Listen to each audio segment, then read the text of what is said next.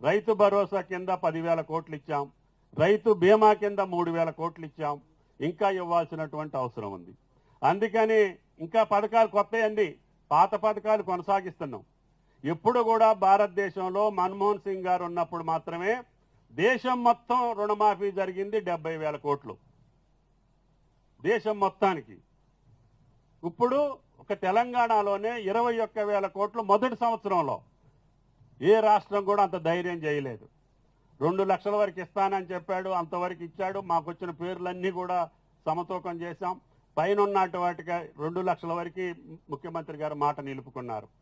రైతు భరోసా కూడా వాళ్ళు ఎగ్గొట్టెళ్ళినా కూడా 10,000 కోట్లు మీ ఖాతాలో వేసాం.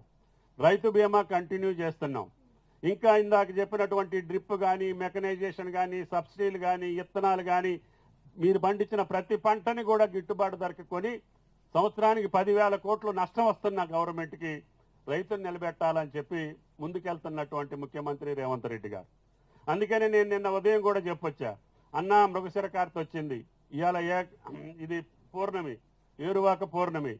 మీరు ఈ రోజున నాకు రైతు భరోసా కూడా నా రైతులకి ఈ విత్తనాలు పెట్టే లోపల, నాట్లు వేసే లోపులోనే మొత్తం ఇవ్వాలని చెప్పొచ్చు. కానీ అన్న నేను రేపేళ్ళంట్లో కూర్చొని ఆర్థిక మంత్రితోటి గారు మాట్లాడి తప్పకుండా ఈ నెలలోనే ప్రతి రైతుకి 10,000 కోట్ల రూపాయలు సుమారు రైతు బోనస్ తోటి సహా వాళ్ళ జేబుల్లో పెట్టే బాధ్యత నాది అని చెప్పినటువంటి ముఖ్యమంత్రి. ఇబ్బందే, ఒక పక్క ఉద్యోగస్తులు వాళ్ళ బాకీలు మీరు మనం చూసారు, 5 డిఏలు ఇవ్వాలి, 10,000 15,000 కోట్లు వాళ్ళకి కట్టాలి. పాత బిల్లులు 40,000 కోట్లు కట్టాలి, పనిచేసినటువంటి కాంట్రాక్టర్లు కట్టాల్సినవి, R&B, ఇరిగేషను, మిగతా శాఖల్లో. ఇంకా పెన్షనర్స్కి ఒక 10,000 కోట్లు కట్టాలి. అవన్నీ కూడా గత ప్రభుత్వం చేసినటువంటి బాకీలన్నీ కూడా మన మీద పడ్డాయి. అయినా సరే ముఖ్యమంత్రి గుండె ధైర్యంతో ముందుకెళ్తా ఉన్నాడు. వాళ్ళనే ముఖ్యమంత్రిని మనం బలోపేతం చేయాలి.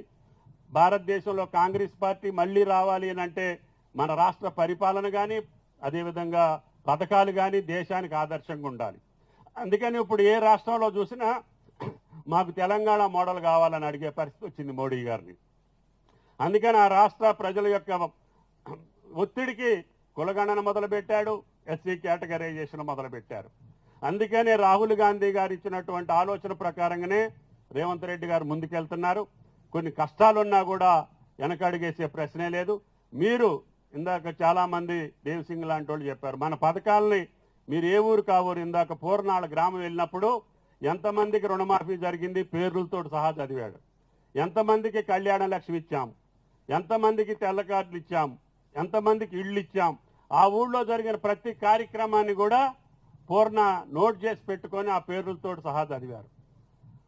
ఇవ్వాలి, ఇంకా పేదవాళ్ళు ఉంటే ఇవ్వాల్సిన అవసరం ఉంది. నాకు 3,500 ఇళ్ళు ఇచ్చారు ముఖ్యమంత్రి గారు.